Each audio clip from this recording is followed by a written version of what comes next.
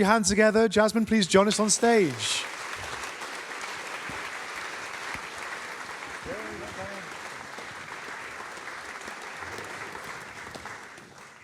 Welcome. Thank you. Jasmine, okay, so for those who haven't been following, tell us a little bit about yourself. You're no stranger to adventure, youngest woman to row the Atlantic. Yep. Tell us a bit more. So yeah, I rode the Atlantic solo in 2020. That took 70 days and was kind of brutal.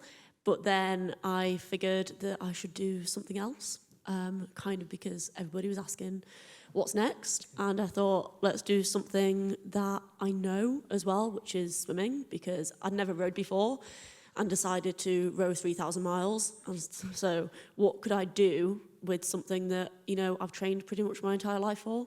And that was swimming. So it was then kind of, what swimming challenge do I do? I was like, okay, if I still have to train and like raise sponsorship money and maybe get a support boat for doing anything, it's like, what's kind of the biggest thing that I can do? Because if I have to put in that much effort, I want to get the most out of it. So yeah, that was Land's End Endurance and Groats. Incredible. That's amazing. And so when you sort of came up with the idea, okay, I'm going to do Land's End Endurance and Groats, I mean, that's one thing, having the idea. And how did that come to fruition? So what was the background work from that point going forwards to make it happen? Did you talk to Sean Conway, who's done it before, or Ross Edgley, or sort of, what was the work behind it? Yeah, so the work behind it was speak to Sean straight away. So he was doing last summer a marathon in every national park, and I joined him for one of them, obviously on the bike, because I don't like running. And I just chatted to him about kind of everything, and I hadn't actually decided then that this is what I was going to do. I was already looking at different other challenges. And basically, everything kind of came together really short notice. I only told people about the swim in May, bearing in mind I set off at the 1st of July. And I think it was in April that I actually kind of went and had a look for a support boat. It was only in March or April that I'd had somebody agree to say that they would buy a support boat. And I'd been training probably since October, but I didn't get any sponsors until, again, April. And within 2 months, everything happened. So I got a boat, had to kit it out. Then it was look for crew. And basically just kind of like, where do I get crew members for something like this? Let's just do a post on Facebook. Let's like apply to this website, find crew, something, I don't know. Still got people like messaging me now saying, are you still looking for crew? I'm like, I did it actually. So yeah, and then it was kind of figure everything out and buy wetsuits, and then kind of just go, right, let's start. Let's pick a start date, and logistics of things like, right, I need a tracker. What else do I kind of need for all of this? But yeah. And when you're planning it, did you break it into chunks? Did you think, I'll try and do this bit in this? Did you work out your timings in your training? No. Your face says it all. I just got in and went for it. Yeah, so my training, all I knew, I know that I could swim. Like, I've swum my whole life, and it was just more, you never get the opportunity to really swim for such a prolonged amount of time, mainly because a lot of it, you know, you've got life, like, you've got to go to work. You can't ever get in a 6-hour swim in a day, not really. And so it was, yeah, I had to do a few more hours in the pool, and, like, it was only, I think I did 6 weeks of open water training for it. And I didn't actually do any out to sea because it's quite far away from where I live. So I just kind of, yeah, started swimming around in a lake, and it was getting used to the cold because I don't really like it. But yeah, the preparation was just, it should have taken me longer. I should have put more care into it. But I don't think the outcome would have changed massively. Did you have an end goal, like an end date? Yes, I wanted to do it within 3 months, only because of the weather up in Scotland, and kind of I'd organised the crew to only be available up to then, so I had basically a rotation from like a crew for the first month, the second month, the third month, and then after the third month, I was like, I'll have finished by this, like surely. But that overran, and I was right about the weather and everything, and it basically did get delayed, and so the end was a bit of a kind of, you couldn't have planned for that at all. It was a disaster. So I was curious to know, so after talking to Sean, What goals, what sort of rules did you set yourself for the swim? So when you're doing this, sort of, do you plan to swim so many hours a day? Did you sleep on the boats? You know, obviously you're wearing a wetsuit as well. What were the rules you set yourself to make sure that everyone knew how this swim was going to take place and to make it sort of official? So I just said I'm going to try not to step on land the entire way, only because I know that I'm going to see places that I've like never seen before, and I get really distracted by going to land, and then I'd want to go explore this mountain or something. I'm like, no, you've got to stay focused, like use your energy here, and like don't injure yourself doing something else. So I'd said that, but up in Scotland I ended up needing to come onto land just because we ended up needing to get a rib, different kind of boat to be able to actually make the swim completed. So that was kind of the rule that I'd set myself, but it was more kind of guidance, you know. And I was always going to do it in a wetsuit just because then you can actually stay in the water for longer. I'd said I wanted to swim with both tides in the day, so 12 hours every day at least.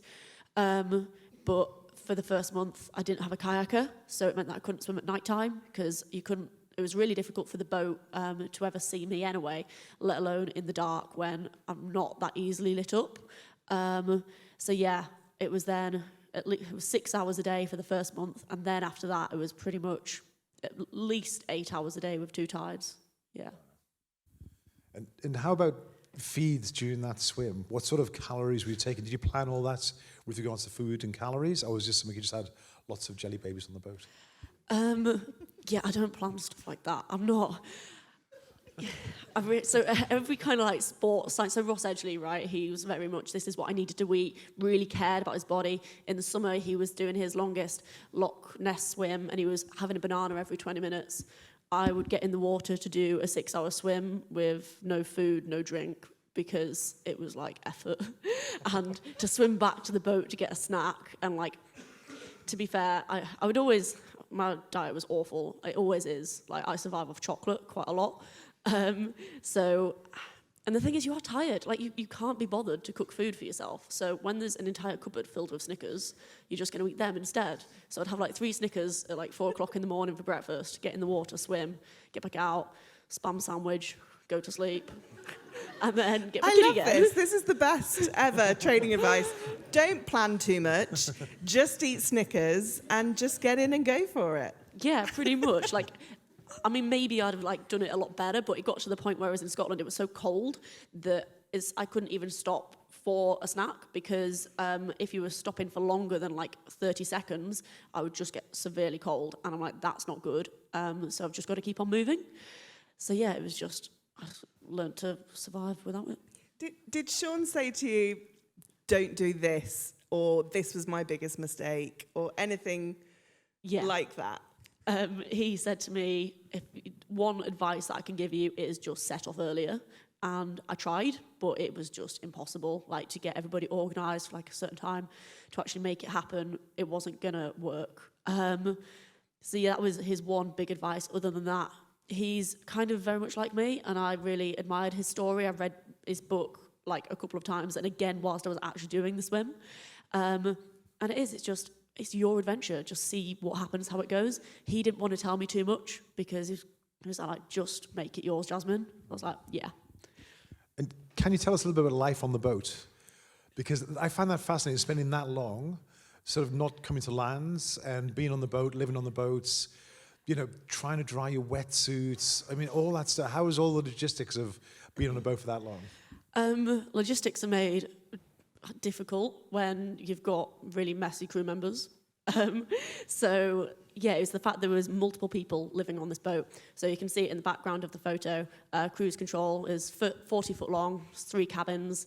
So there was always 4 people on board. So I was at the front sharing with one of my crew members, James, who never been on a boat before, young, pretty useless, and really irritating. So, and we've brought James here tonight too. One of my other crew members is here, not James though. And oh, James. Yeah. So it was difficult. Sometimes it was okay. But that was my home. I didn't know anything else. I was focused, and that was like my cabin. I stayed there, and enjoyed it as much as I could, but most of the time when I was on the boat, I was asleep. Drying the wetsuits, I think I took 5 with me, but you obviously end up having your favourite ones and ones that like is slightly warmer, so you wear it during this swim. Or there was a lot of kind of stress me trying to plan, right, when am I going to swim? Can I dry this one out in time for that? What do I wear under it as well? So I wore a t-shirt because I got a lot of really bad chafing on my shoulder blades, which just really hurt a lot of the time. So it's okay, this t-shirt rubs if I wear it with that costume, with that wetsuit. And so it's the combinations of everything figuring out. So yeah, all my swim kit was pretty much on deck most of the time. So it was like, a wetsuit hung over a winch. I've got socks hanging over the bars like next to the helm and kind of like getting in the way of everybody. I think wherever you looked, there was something that was swimming. It was like, okay, there's some goggles, there's a hat, there's a sock, yeah. And I was going to ask, how about the salt water? I know just spending a few hours in salt water, it can irritate your tongue, it can make your mouth swell. How has it been in salt water for that many days consecutively? Could you shower in the boats? Could you have fresh water in there? Yeah, so the salt water wasn't too bad because I changed my breathing so that I never really kind of got it in my mouth massively. The only time that I kind of did suffer from that salt tongue, and that was just like a very tiny little bit, was when I did a 12-hour swim across the Bristol Channel, and that was mainly towards the end. I started getting lazy with my breathing because I was tired, so I did start like basically taking in water. But the salt didn't affect me too much, not as much as it should. It just kind of made me be sick when I swallowed it. But I had a shower on the boat, and that was mainly for the warmth, to warm up afterwards. So I put the tap on really hot and basically keep my t-shirt on and like burn myself with the water, because we also were quite limited with the water on the boat. We wouldn't have been if James didn't just like leave the tap running all the time. James. Yeah. It's amazing you made it with this guy. Oh, it is. So yeah, I would have a bit of a shower afterwards, and then yeah, I'd just put on like my changing robe thing and then just go to sleep. If you like this video with Jasmine Harrison, make sure to like and subscribe to our YouTube channel for more content exactly like this. Also, make sure to check out our Kendal Mountain Player, where we have over 400 different films and collections to choose from. If you want to check this out, make sure to check out the link in the description below.